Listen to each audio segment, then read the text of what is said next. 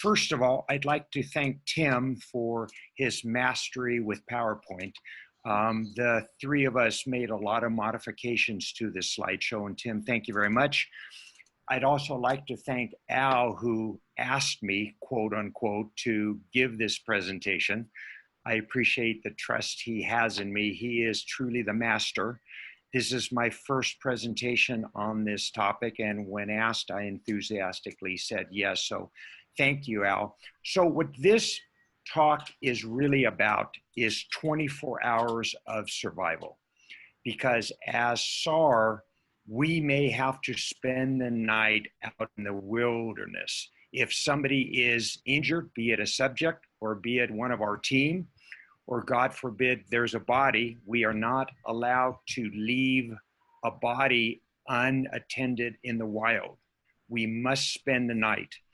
And what this is all about is not only how to safely do it, but how to be comfortable not having creature comforts. And by that, I mean, that's my three-legged dog that's barking, meaning how not to have a sleeping bag and a tent, but to be comfortable and safe for 24 hours. What this is not going to be the naked and afraid playbook. It's also not going to be, if you remember the name Aaron Ralston from the early 2000s, the mountaineer who had to amputate his arm to free himself from a boulder that fell. I'm going to refer to him a couple of times during this talk, but this course is also not to teach you how to amputate your arm. I want to emphasize this is about comfortably surviving safely for 24 hours should we get stranded. Al is going to give the first couple slides. He was very passionate about these first couple slides, and he could say it so much better than I could. So he's going to have the first couple of slides, then I am going to take over. Go ahead, Al. And you advance it. Yes. Okay. Well, I'm pleased that Gary is grasping this because he's going to be with you a long time. But really, I want to start this off by saying that this is about you. It's not about us as survival instructors. It's about you. You have to put your heart and your passion into this subject to make it work. And somebody asked me, I think the dogs think I'm going to eat him, but I'm not going to do that tonight. No, I was questioned this evening, why do this briefing if we're going to delay this till October? Survival doesn't start in October. Survival starts when you're out there. And you may not be on a search. You may be out there hiking. You may be with Peg Cook hiking on Baldwin, and somebody falls and injures themselves late in the evening, and you're stuck. So survival starts as soon as you walk out of that house, and you're responsible for it. Go ahead. We're here, and I'm talking about Gary, myself, Michael Campbell, who's also authorized to sign off. There's your task level. We're going to give you guidance. How do you save lives? How can you help others? But the training is about you and what you must do. It's not what we must do. You have to listen, and then go ahead, Gary. And then we're going to give you options. We're going to give you clothing options, equipment options, survival skills. Clothing option, for example, one person may like to wear wool. The other person would prefer to be in polyester or polypropylene. Somebody else may prefer merino wool. But you walk away with options regarding clothing, regarding equipment, and regarding skills. An example of skills. I'm big on fire, and there's a variety of fire options that you can take with you, and you must find out what options work for you, and then you must practice them. It always surprises me, it shouldn't, but it does, to have somebody show me something in their kit, and I look at the metal match, and it's still black. It's never been scraped with a starter. and they'll buy a metal match, but they won't practice with it. So you have to practice these skills. Your lives depend on it. And if you don't, the goddess Anubis may be coming for you, taking you to the underworld. Thanks, Al. All right, so these 5 questions are what we're going to be discussing in detail tonight. I don't think I need to read through them. You can read it, but this is what we're going to be discussing. Just one last thing, as Al said, survival starts when you leave the house. This is a quote from Cody Lundin, and Cody Lundin wrote a really wonderful book that I highly recommend you reading. It's called 98.6, The Art of Keeping Your Ass Alive. And he's a pretty funny guy. I've met Cody. He's a survivalist. And the title of his book, I think, says it all. And that is, when it comes down to life and death, it all comes down to keeping your core temperature 98.6. The optimal temperature for our body is between 79 and 86 degrees. Our body doesn't really have to work and we'll stay safe. The minute the temperature gets above 86, below 79 degrees, that's when you have to start taking precautions. And as this quote so aptly said, like so many things in life, your attitude, everything. And we're going to talk a lot about that now. Cody says survival is 90% psychology, and I couldn't agree more. As I said, we're going to talk more about that. The first thing that happens if you get lost is anxiety sets in. And I think by this stage of our life, probably all of us or most of us have had some near-death experiences. So if you have, then you're going to have some idea how you react when that happens. And we're both going to give you some examples right now, but anxiety is common and it's going to work against you in a survival situation. So you really need to know how to deal with it. And you need to have some idea how you personally are going to react should, unfortunately, we get into a survival situation. We all are going to deal with it differently. I'll let Al tell you his experience first. Yeah, when retired from the Army and came into this area, started doing hiking right away, and doing a lot of hiking for the Forest Service as part of Friends of the Forest. And it was probably within the first year I became lost, and I was stunned at how my anxiety level went up. I had a good pack with me. It wasn't bad weather. There was no reason in my mind that my anxiety level should go up, but it really went up. To the point where it gets in the way. In essence, it almost gets in the way of your thinking and your way to think out of this thing. I did eventually calm down and work my way out, but I went home and I sat down and I said, there's something wrong for me to have that type of reaction at my age and with mind preparation. Then I met some survival people. One was Cody, and others that teach up north survival skills, and they all said the same thing. Everyone gets that reaction. It's involuntary. It's part of the fight or flight routine in your body. And so once I learned that, at their point was, it's going to happen again. But now you know it's going to happen. And just sure enough, I'm on a hike up on the peaks with a visitor from Guatemala, and we got lost. We got separated, started bullshitting and not paying attention. I ended up on a trail that wasn't a trail, and my anxiety level went up, and I recognized it, and right away I started focusing.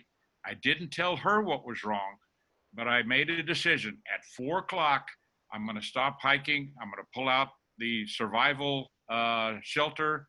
I'm going to start setting everything up, going to start a fire, and we're going to survive. Might not be the most comfortable night, but I wasn't going to get us into any more problem. And what made that work is the fact that I knew when that anxiety level went up, that was to be expected. And that was to help me focus, and it did. So I'll turn it over to Gary. So as Al said, how he deals with anxiety is he'll set a fire.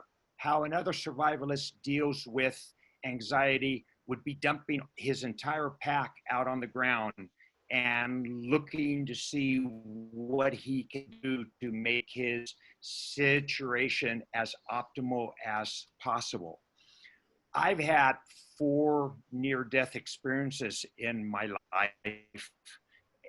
3 involved the ocean, and 1 was the mountains. I just want to briefly share 2 of them with you because it happened at a very young age. I've carried it with me to this day, and it's really paid dividends for me. When I was 16 years old, I was sailing on Mission Bay in San Diego. A gust of wind came up. It toppled the boat over. The mast embedded itself into the sand, and I was between the floor and the mainsail, and I tried to swim up. I was in about 16 feet of water. I tried to swim up, and lo and behold, the mast was there. And I collected myself for a minute. I opened up my eyes. I realized what the situation was, and I swam horizontally for 4 or 5 feet and then straight up. I've never forgotten that. Had I panicked, God knows what would have happened. In my early 20s, I took my only technical rock climbing class up in Lake Tahoe, California. I was climbing a pitch of 125 feet with the instructors above me. I got on this sheer face of granite about 100 feet up. I was on about an 8-inch ledge with 1 foot, and I looked at my next move, and it required me to lift my left leg up almost to my chest and somehow grab something with my right hand and pull myself up. And I thought, I can't do this. And I broke out into a sweat. I started panting, and I learned a great lesson then. I stopped. I started slowly deep breathing, collecting my senses, and I asked myself a question I've asked so many times, even when it came to business, for example. And that question was, what's the worst thing that could happen? And I realized the worst thing that would happen is I'd fall and the ropes would say, and I'd be okay. And once I realized that, I made that move, and somehow I made it, and I got up to the top. And those 2 experiences teach me how I'm likely to react. That for me, collecting, you always have at least a few seconds, if not longer, where you can collect yourself. For me, it's slow, deep breathing and looking at what's the worst case scenario. You have to stay calm because you will have options. The most dangerous activity is a solo day hike. No surprise there. That's why VSAR gets so many call outs, because if it's a day hike, you lull yourself into complacency. You don't bring enough water, you take a wrong turn, and all of a sudden you are in a life and death situation. So even a day hike, you need to take precautions with you. We're going to talk about that. The greatest killer, no surprise, is hyperthermia and hypothermia. And there's a lot of steps you can take to deal with both. The majority of survival situations don't go beyond 72 hours. Within 72 hours, the subject is usually going to be alive unless there's a serious injury involved.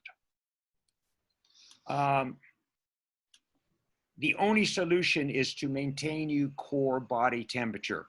Guys, that's all that matters, is keeping yourself warm around 98.6. Your enemies would be conduction, which is direct contact. If the ground is cold, get your butt off the ground. That's why on these overnight field exercises, we take a trash bag and we pack it with straw and we sleep on that.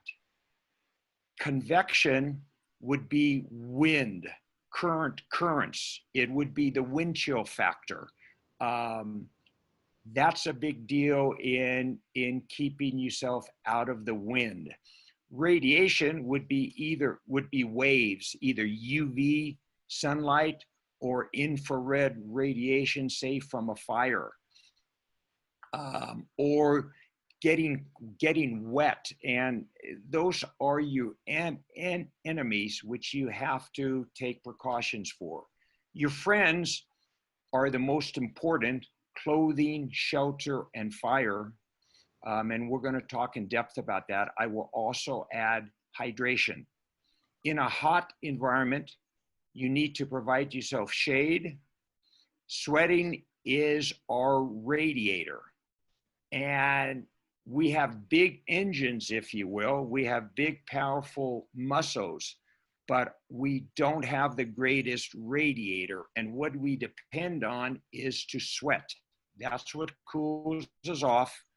And you need to dress accordingly. The Bedouins in the desert wear white, loose-fitting clothes. They wear a hat, and frankly, wearing clothes, lightweight, if you will keep you more cool than if the sun beats on your skin directly.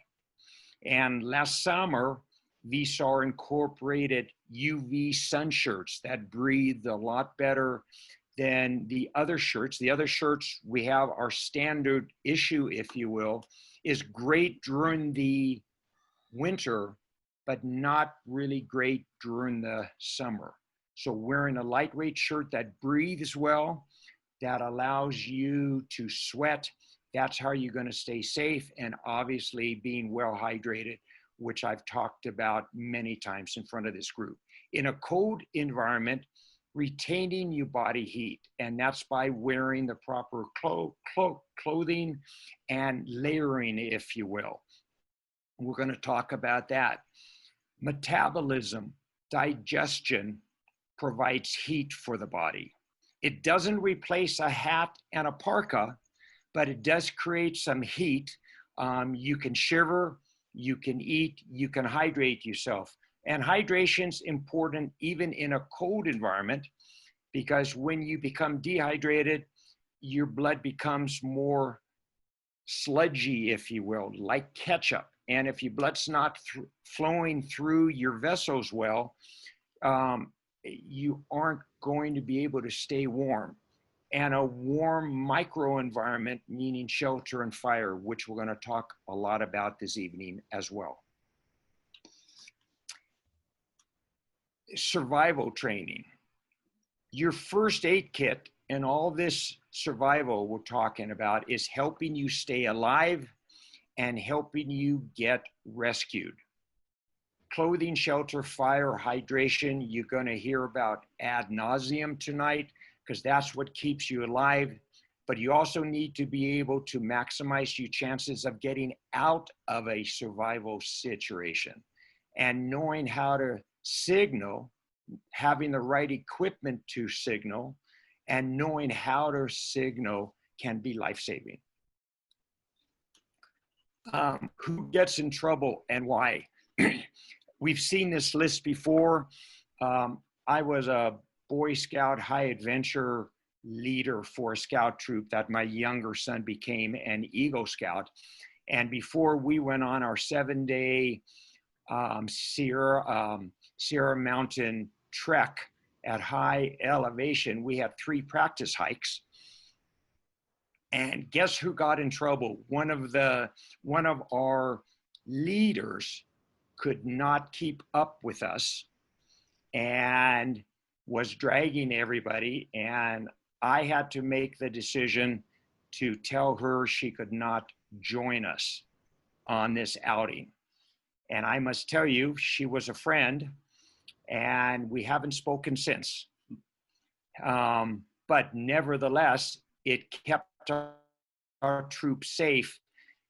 In a Boy Scout situation, it's the adults that are usually going to get themselves in trouble. It's the scouts who might get lost, but it's the leaders who overestimate their fitness.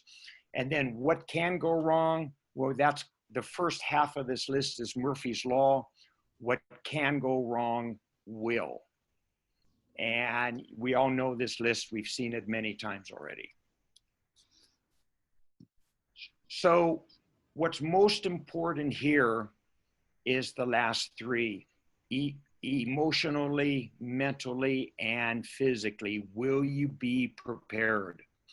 And I hope all of you, if you don't already, will have some idea how you are likely going to react in a life-saving situation so you can deal with that effectively.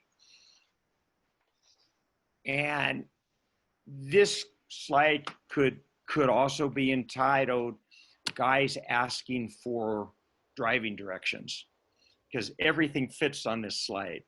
Taking too long to recognize you're in a life and death situation. If you wait too long, it's going to get dark. The temperature's going to change. You will expend that life-saving energy of yours, and obviously it could delay the rescue. So recognizing that you're lost early on could be life-saving too. Whatever ego you have, it's not the time to have that kick in. What's typical lost person behavior? A lost person often starts to run, which is frankly the worst thing you can do. You have no idea what direction you're going. If you have the wherewithal to look at a map, you could easily bend the map to fit where you think you are. And then all of a sudden, you're going to realize perhaps that the terrain doesn't actually match where you are. So staying cool, calm, and collected, and learning land navigation in addition to GPS, and really just staying calm and doing what you need to stay calm. You have the time to take a rest, take a breather, figure out what you need to do, stay calm, and even to the point of staying calm and thinking, well, what direction are the rescuers going to come from? Why might they likely come in this direction versus an other direction? So keeping a positive attitude with good objective reasoning can be life-saving. The 4 deadly sins: not being aware of the weather before you leave, fail to inform others. That's what got Aaron Ralston in trouble. He parked his car somewhere. That's the mountaineer that had to cut off his arm to survive. And he took off on his bike at the upper entrance to a slot canyon and started hiking. No one knew where he was. And that's why he ended up cutting off his arm and eventually surviving after 5 days. But he could have been saved a lot faster had 1 or preferably 2 people been informed as to where he was going. Overestimating your capabilities.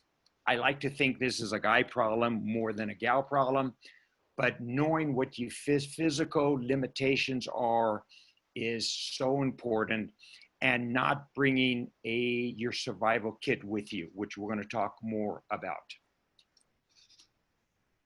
Being prepared. I know when I'm prepared, not only knowing how I'm going to react in a survival situation, but having the equipment, the tools I need for survival, and knowing how to use them.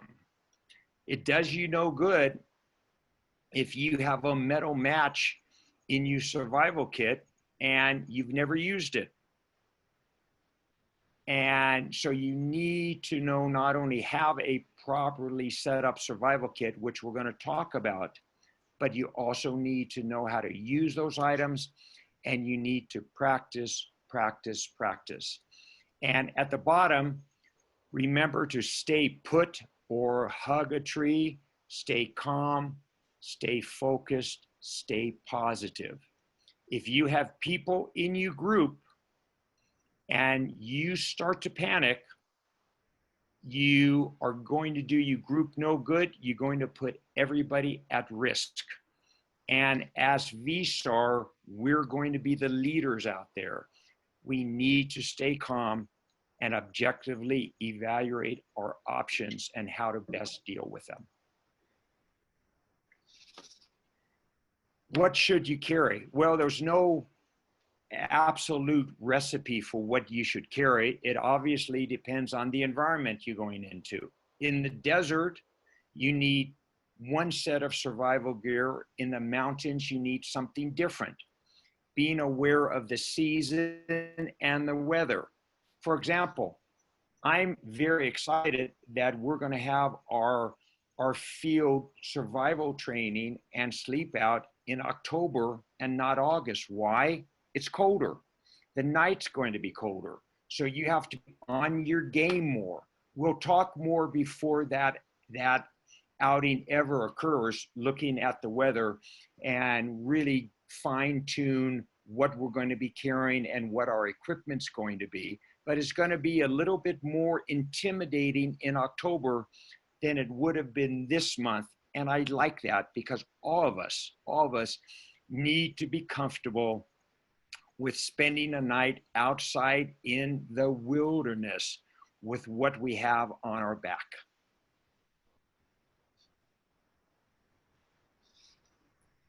How should I dress for the wilderness? We could have a much longer discussion on this, but really in cold weather, you have to decide, are you a wool person or are you a polyester person? They both have their both pros and cons. They both work well. If you elect to wear cotton in the winter, I'm going to assume you have a death wish, because cotton when you sweat, the cotton stays wet. You will get chilled 25 times faster when your cotton t-shirt is wet, and you will lose 90% of your insulation. So please don't wear cotton.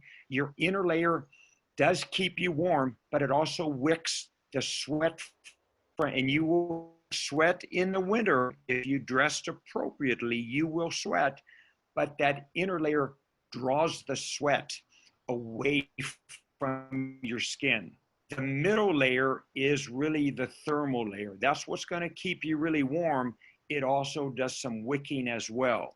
The outer layer is the environmental layer, if you will.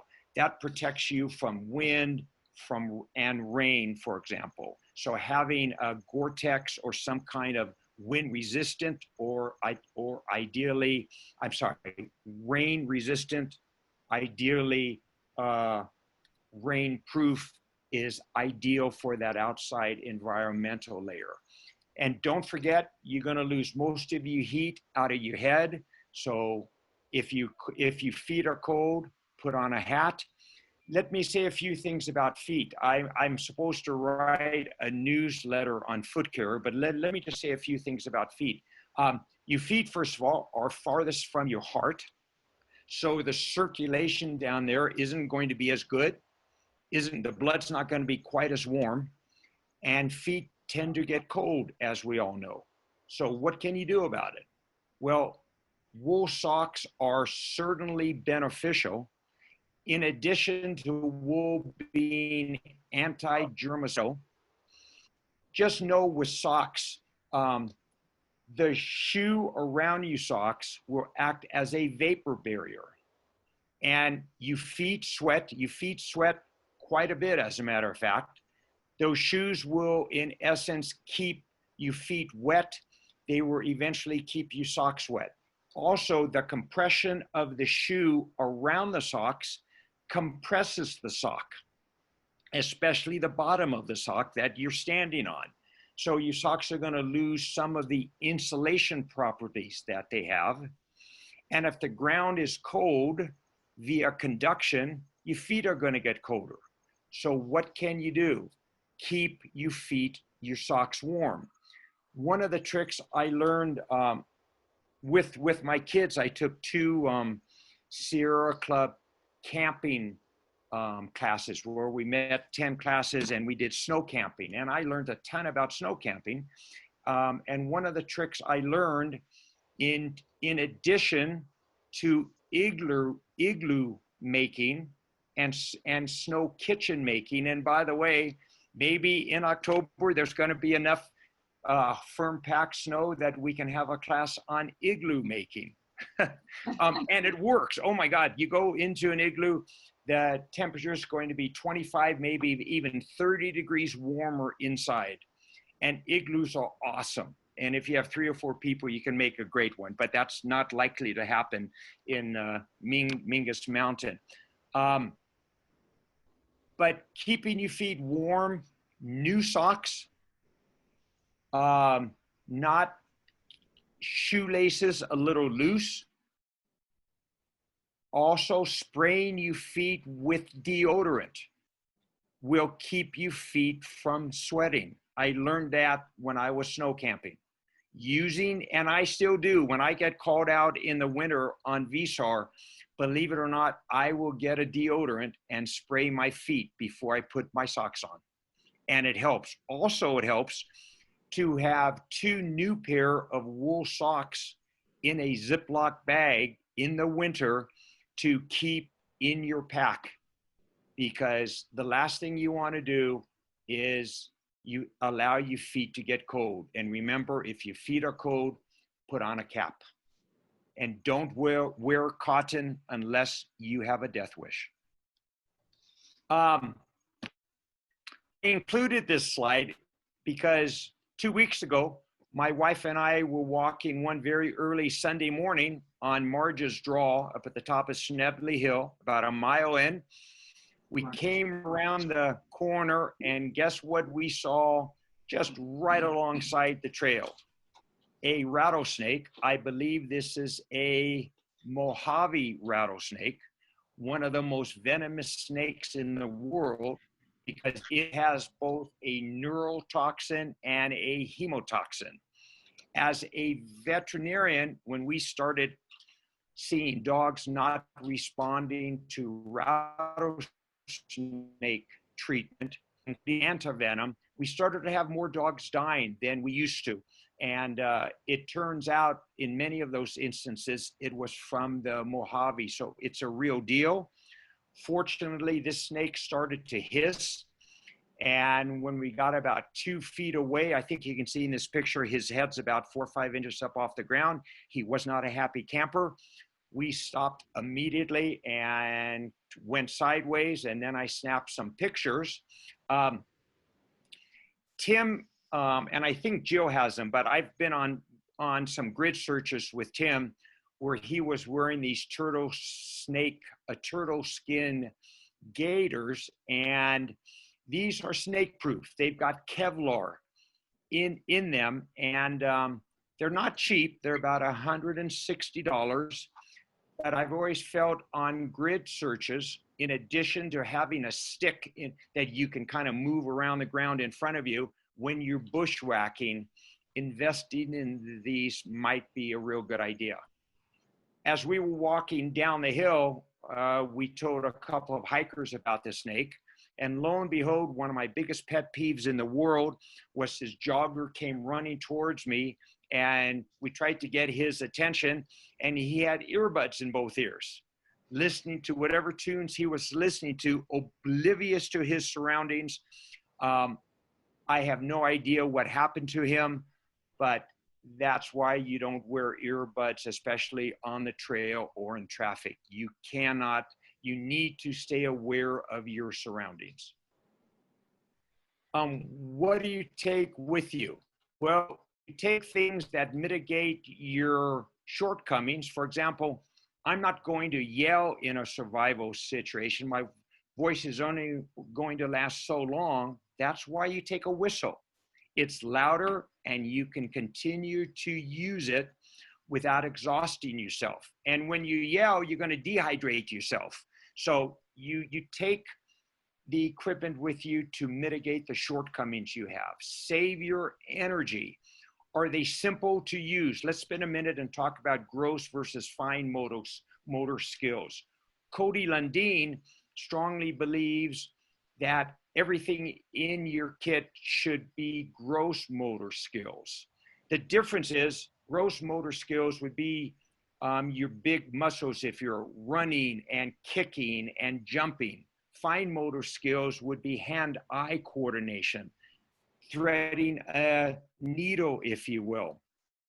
If you are in a life and death situation and your sympathetic nerves kick in, that's your fight or flight mechanism that got developed for survival, within a second or two, your heart rate can go up to over 200 beats per minute. We should be having a resting heart rate of between 60 and 70. And if your sympathetics kick in, your heart rate will get over 200. Well, studies have shown that if your heart rate gets to 115 or a little bit above, you will lose your fine motor skills. If your heart rate gets above 145 per minute, you will actually lose gross motor skills. So the lesson to be learned is, one, do what you need to get yourself calm and collected, and in your kit, get tools that are gross motor skill driven, not fine motor skills. And are they reliable in bad conditions? A storm match or a lighter may not work if it's pouring rain, but a metal match will. So adjust your gear for what the conditions are going to be. Redundancy is important. And the greatest redundant tool we have is nothing more than duct tape. Fixes everything. And in your day pack, as the red sentence at the bottom says, your day pack really is two reasons: protect from the elements and allows you the ability to signal for help. That's really the two reasons why we all have a survival pack. You need to organize your pack in different categories. This slide talks about it, and this slide talks about it. We have most of these things in. Did all of you know that if in a survival situation, you are allowed to cheat?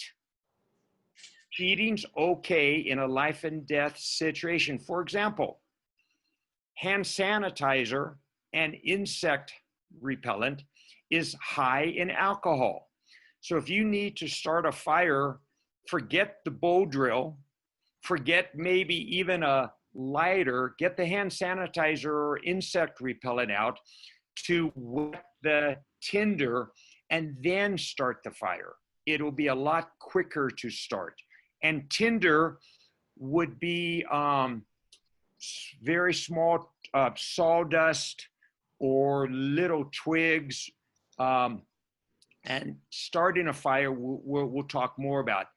The other thing I learned, there's three things I learned on my overnight last summer that I want to share with you. The three most important things I learned on that was, one, carry a folding pocket saw.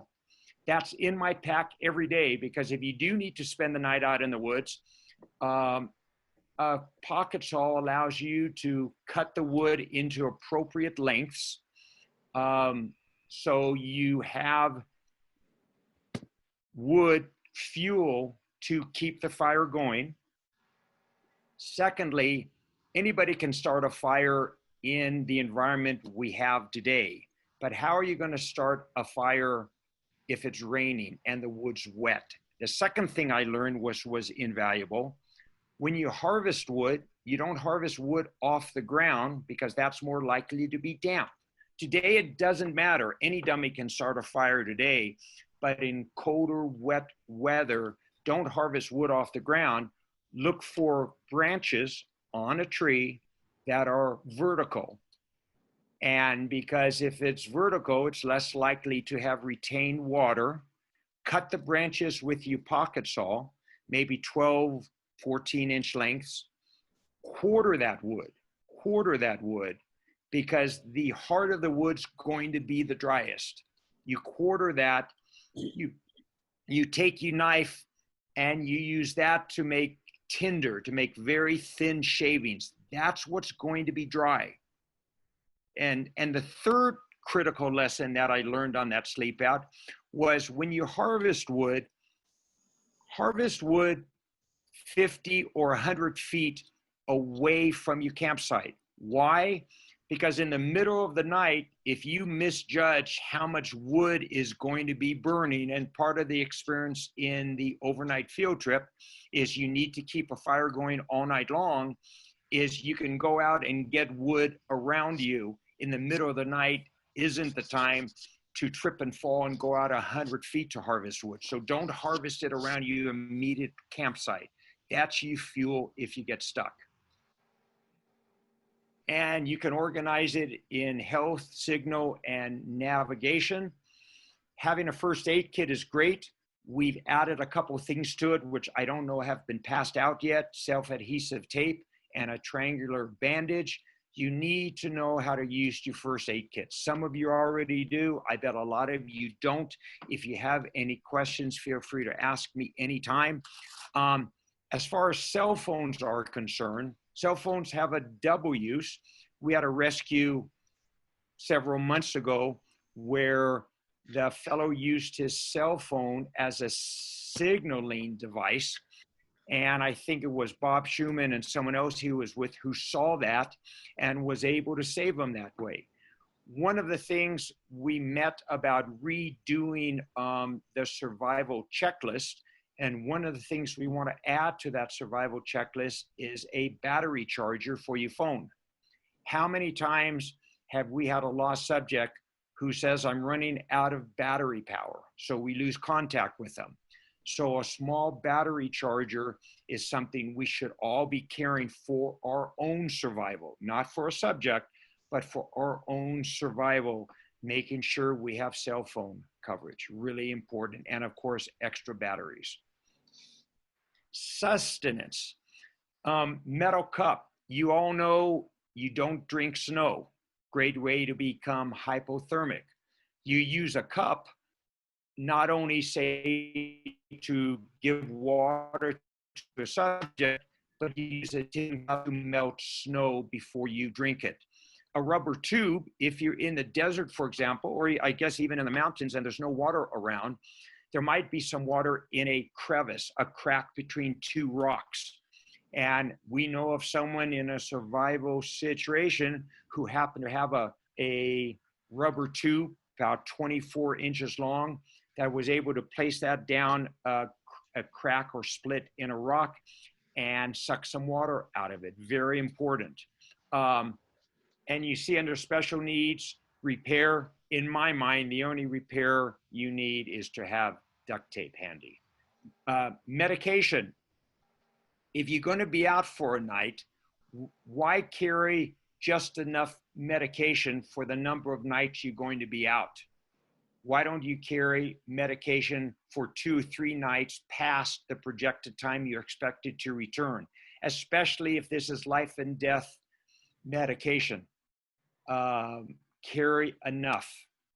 And nothing new on race day, nothing new on hike day, meaning I had a situation with a leader in a scout troop who was giving us some training on a sleep out, and he started his new diabetic medication. God knows why. On the day we went out, he became hypoglycemic, meaning too much insulin was given. He developed low blood sugar. And in the middle of the night, we had to call rescue, and they flew a helicopter to the top of the mountain and extracted this guy because he was I hate to say stupid enough, but to start, he was the instructor, so I guess I can say stupid, to start a new medication on the day of a hike without testing it first, and he got into a lot of trouble. Practice with your equipment. Don't depend on technology to save you. You need to practice your equipment. You need to know how it works. You never prepare for the best case scenario. You prepare for the worst case scenario. Be prepared for that. Enough food, enough water, and clothing. And check the weather. It's not always right, but it'll give you a good head start. And picking equipment that can be used in multiple ways is very important in your day pack where they have more than one use. If you fail to prepare, you are preparing to fail. And your gene pool could end with you. Natural selection at work. You know, I heard, I don't know if all of you have heard this, but Al told me that VSAR's mission is fighting natural selection, and business is very good. And that's just a good thing to remember, guys. Keep your wits about you. Be prepared. For me, if I'm prepared and I know, say, worst case scenario, I keep myself calm, that I can objectively make decisions, 90%. Critical survival skills. You build your shelter first, your fire second, and then when that's all set up, you can then signal. Secondary importance would be your first aid kit, water. I mentioned here purification and disinfectant. We could have a whole discussion on that. Now's not the time. After the first of the year, since I'm the medical sergeant, I'm going to be giving a presentation on blood-borne pathogens. And if there's time, I will talk about GI pathogens, if you will, on how best to purify your water and how to disinfect it. Two different things. Now's not the time, but if you have questions, please reach out to me anytime. Your shelter, we talked about your outer layer of clothing being environmental. Well, shelter is your outer clothing, if you will. That's what keeps you warm. We all carry a 5x8 tarp. I was a master of how to best use that tarp. And we're going to be doing more about that, not only in the field training, but we're going to work with several of you individually to have a tarp in your pack. And that's going to be your shelter. When you set your tarp up, you need to know what the purpose is going to be. Is it summer? Is it winter? Is it going to rain? Your tarp gives you multiple options on how to set a tarp up. We're going to give you the standard way, but there's multiple ways you can do it. We'll give you a few examples in this slideshow. And get yourself out of the wind. The 5 dangers you can see, think of the 5 W's, if you will. The Wiggles, the Widowmaker, water, wood, did I say? Wind. And wind. So those 5 things are what you have to be aware of when you set up your shelter. Pay attention to all of them. During the summer, shade is really important. To give you an example how setting up shade is critical, this is Al's picture. The outside ambient temperature when this picture was taken was 120 degrees. And after setting up this very simple shade shelter, where his pack was 108 degrees. A 12-degree difference by creating shade for yourself. So, and if the ground's hot, get off the ground. Sit on your pack, use your trash bag to load with some vegetation, but get off the ground if it's hot. Again, minimize the effects of conduction. Winter shelter. different needs completely, obviously. You need overhead protection, you need the sides protected, and you need to get off that cold ground. We've already talked about it, and you need a heat source. And we're going to spend a few minutes and talk about that now. This is just an example of the 3 knots you need to learn when you are making a shelter. There's a website you can go to see, but in the field training, and for those of you that we're working with individually, we're going to teach you these knots. These knots are really, really helpful if you need to set up a shelter.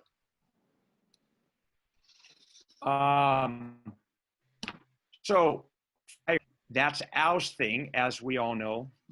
When you set up a fire, what are you going to use it for? Are you going to use it just for warmth?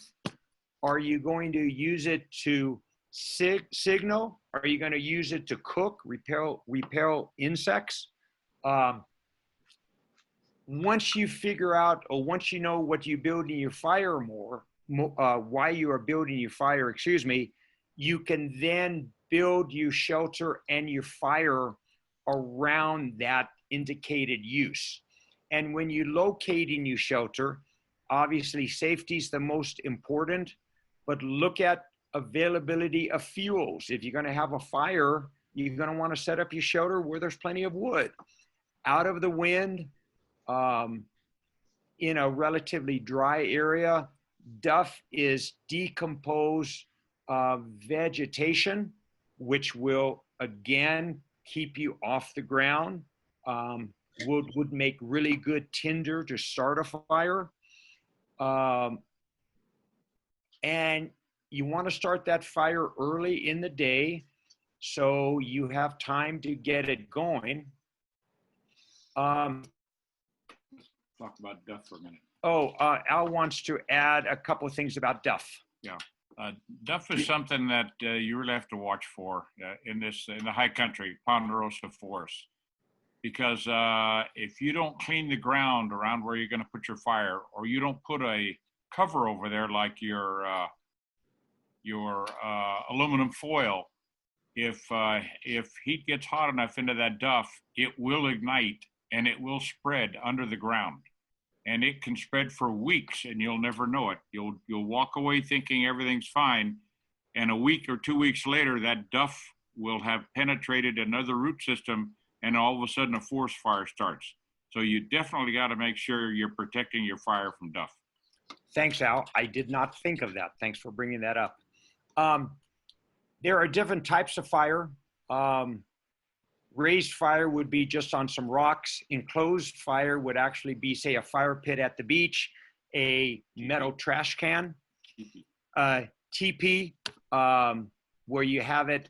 That would be more of a covered fire, I think. A covered fire would be if it's raining, you want a tarp over that fire. Fuels. Tinder would be bark from a juniper tree, for example, or sawdust. Kindling would be really small twigs, dead wood. And then there's actually different types of fire. Let me say aluminum foil. That should be a standard in all of our survival kits, because aluminum foil gets the fire off the ground, obviously. The soil can have 40% moisture in it, even during some dry times of year. So it just makes it that much easier for you to be successful in starting a fire. And having this rock wall, this rock grotto behind the fire, and you are sleeping in front of the fire, say about 24 inches, 30 inches from the fire, the rocks will warm up and radiate a ton of heat. It works amazingly effective. So you take the time to build a half wall, half curved fire around the wall, and start this fire. A teepee is a great way to start a fire. Also, if you need to melt some snow and you have a way to hang your tin cup over it, it tends to concentrate the fire, and it's a very good way to melt fire. A star fire, we're we're going to show you an example of that. A long fire would be, say, feet long, and it's cold, and you can sleep on that warm ground as you keep pushing the fire forward a bit. So that's a very effective way, if you don't have shelter, to heat the ground for you to sleep on the ground. 4 stages of fire making. They're obvious. What do you think of these 4 might be the hardest one to do? Since this isn't a classroom and you're on mute, I'll just tell you, it's establishment. We all learn how to start a fire, but how about establishing a fire where you can keep it going, where you have a nice bed of coal, a nice bed of embers to keep that fire going? That's the toughest part of it. And it's really a skill that you should all practice when you can. The fire needs to be loose enough to pass air, tight enough to pass heat. And if you look at this picture closely, this is kind of a star fire. And a star fire might be a good option for a winter shelter.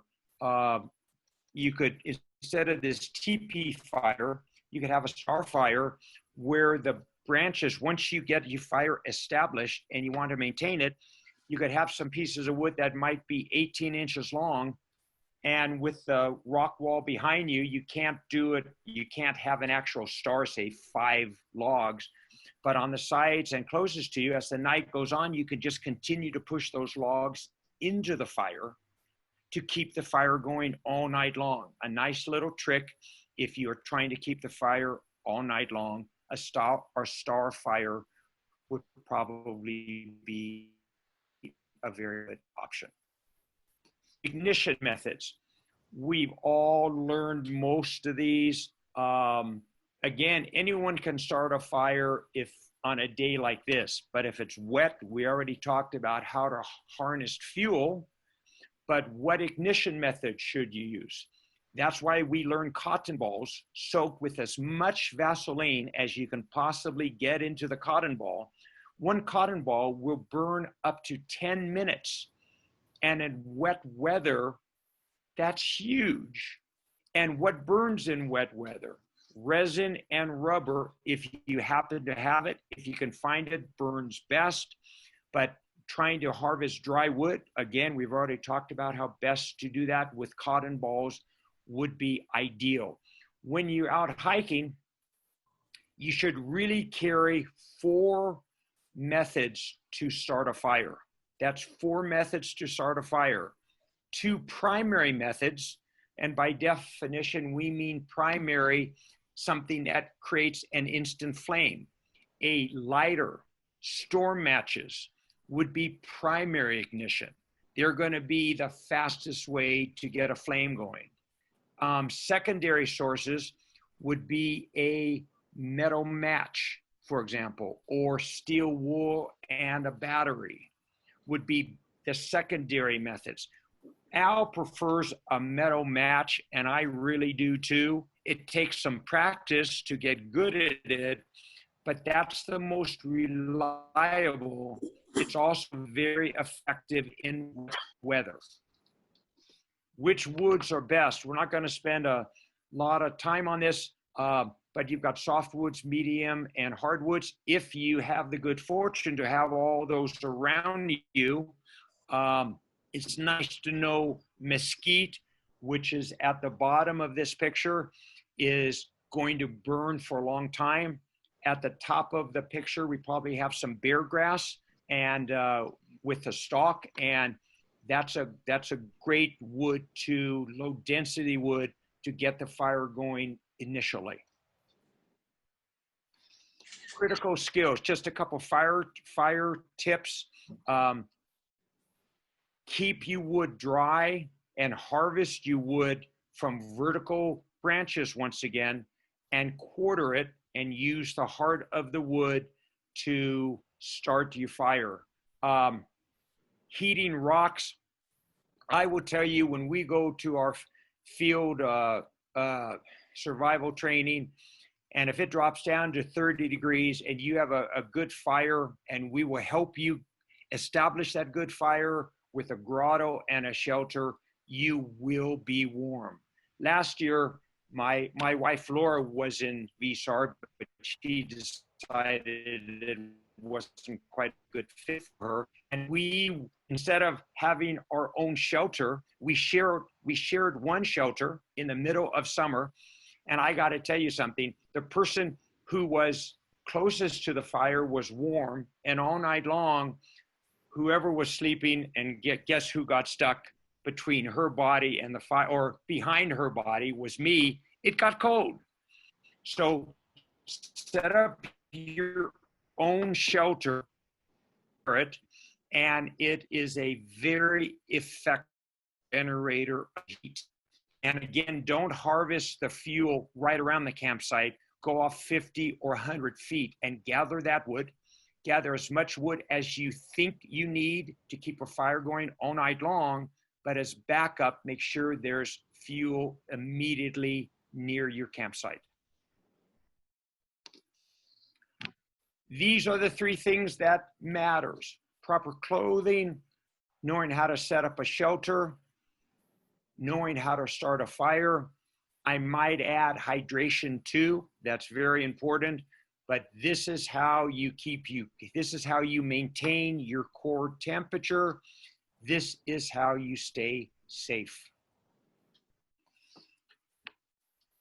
Hot liquids are great before bedtime. Heating up a hot water bottle and sleeping with it. Heating up a rock and bringing it into your shelter. Don't put it on plastic or anything like that, but a rock inside your shelter, if it's safe to do so, is very effective. This is a shelter made from a 5x8 tarp. And if the weather is severe and it's raining, take your shelter and make it into a mini tent. Stake 3 sides of it. Don't stake a 4th side. That's how you crawl into this. Have something on the ground to help keep you warm and dry. And in this shelter, held up in the middle by a branch, you can you can have a little candle in there to keep you warm. Internal heat, metabolism, the digestion, that generates heat, that keeps you warm. When we were snow camping, it was always eat a Snicker bar before bed. That's the standard way of doing it. That probably works best. A Snicker bar has a high glycemic, means you're going to get a sugar rush, and you're probably going to stay warm initially, but then you're going to get cold. Question whether or not you want to eat something with a low glycemic index, like some fruit or a baked potato, where you're going to have warmer heat for a longer period of time. And even something as exercising, running in place, jumping jacks, if it's really cold, before you get into your shelter. Also, keep sleep either in your clothes or on your clothes. Keep them warm. Don't have your clothes outside your shelter in a cold area, because when you go to put them on in the morning, it's not comfortable. Different types of signaling. Mirrors are great. And remember, even if you don't see rescue coming, using a mirror is very effective, because the earth is round and the light you generate from a mirror will bend with the earth. So it actually goes a lot further than you would imagine. So staying persistent with a mirror on a sunny day can really alert your rescuers pretty far away. A really good, effective way of doing it. A whistle is indispensable as well. Keep in mind day versus night, snow versus desert. In the snow, for example, you want black smoke. You don't want white smoke. If you're in the mountains or in the desert, you want white smoke, and you create white smoke, burning some green grass.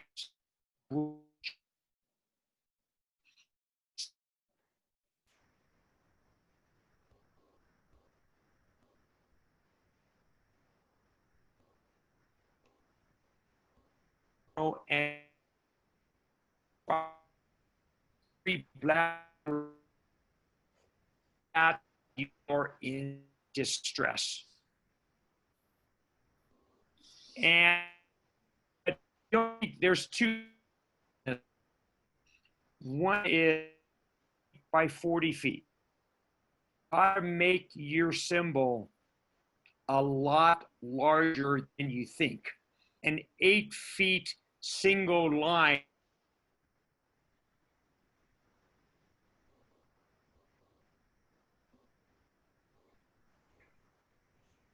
I think we just, we saw Gary's internet connection getting slower and we just lost Gary. I'll give him a call. I'm sorry, Tim. Let me, okay, I'm back. The other thing I'll share with you, the very top line says one arm up, all is well. If you need to be rescued and you see a helicopter above you, don't go waving one arm. It's happening. We think, oh, these guys, these must not be the subject. We're going to move on. You wave both your arms to indicate that you need help. The hazards in your environment, it's getting late. I'm not going to spend too much time on this. You can take a look at this. These are things you should be aware of. Loose rocks. I think his name was Jacob last week at Indian Maiden would tell you, Confucius say, before you step on a rock, make sure it's stable. That's the reason why he fell his 70 feet. Gary? Yes, Gary, sir. when we lost you for just a split second, I think we lost the sharing of your slides.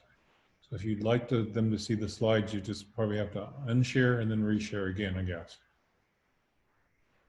Okay. So we can see you now very good, but we can't see the slides that you're talking to.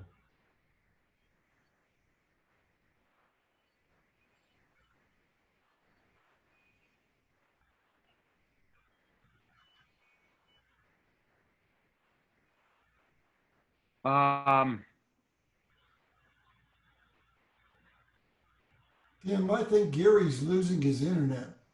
I think so too. He's completely locked up. I only have a, can all of you hear me talking now? Yes, yep.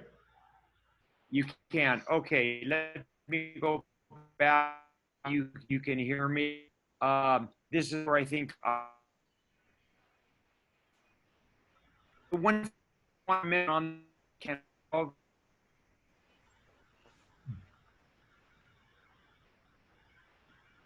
it I suggest we end use it so much because salt it's coming in pretty badly.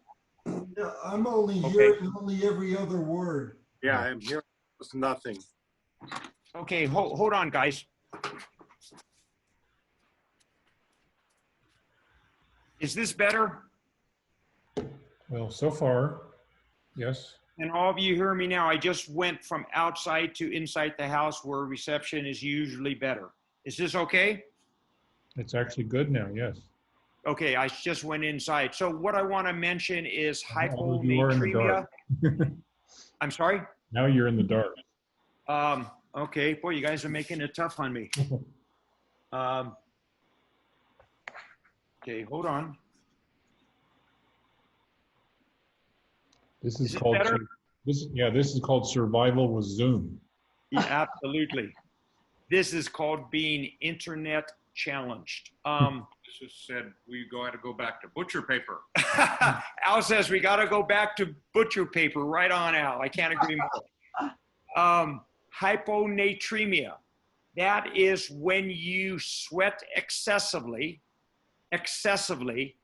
for several hours in extremely hot weather.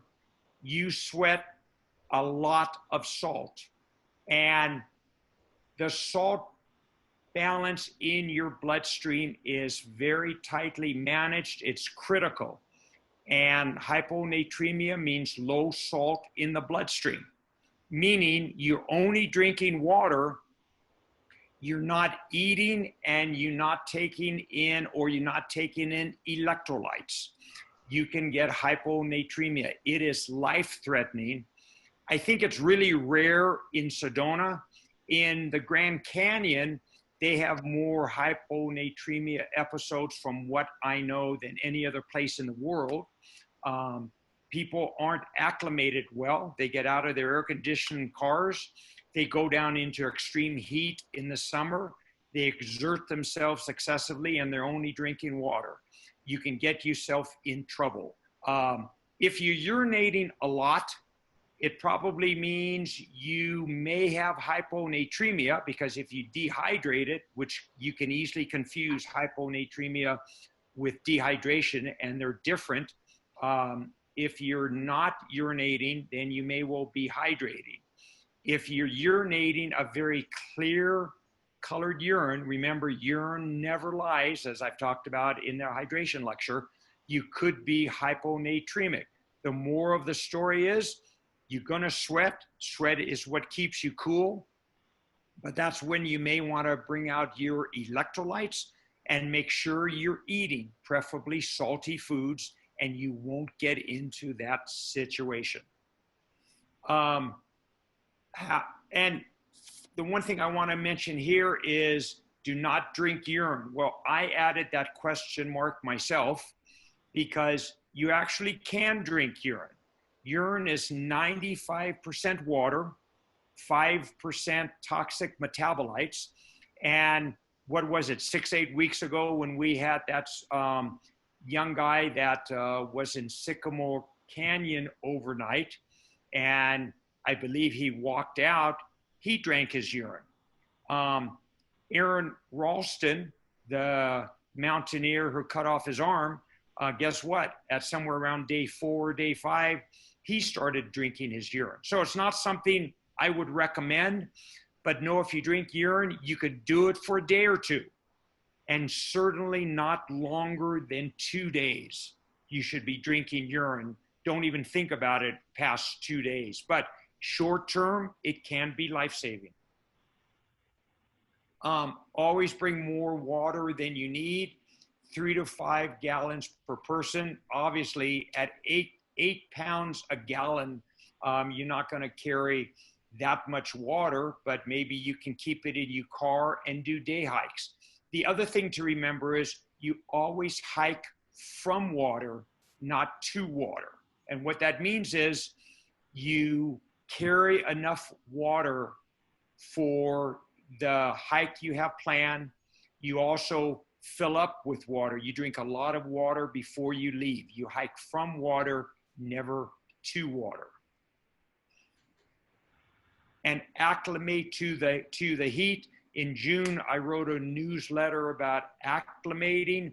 Remember, you can acclimate to heat, to cold, to elevation, but you cannot ever acclimate to water. You use water to acclimate to everything else. You cannot acclimate to surviving on less water. Desert hydration. We talked about a few of these already. In a situation, this might be available. The black-handled, shall we call, knife is a bolo. It's kind of like a machete. It's great if you're bushwhacking to cut down brush, but if you need to dig for water, a bolo is a very handy tool that if you're in the desert, it sometimes can be very handy to be carrying. And if you're looking for water, when a gully or a little creek bends, you're more likely to find water at the bend because the water slows down, and that's sometimes a good place to dig for some water when the small creek takes a bend. And again, do what you need to survive. It's okay to cheat. keep a positive mental attitude, practice with your equipment, and make sure you have the right tools for survival, and make sure you know how to use them. If you don't use it, you will lose it. And that's it. Thank you, everybody, for your time and attention. Again, thank you, Al, for allowing me to give my first ever wilderness presentation. I hope you all learned a lot. Thank you for your time. Thank you.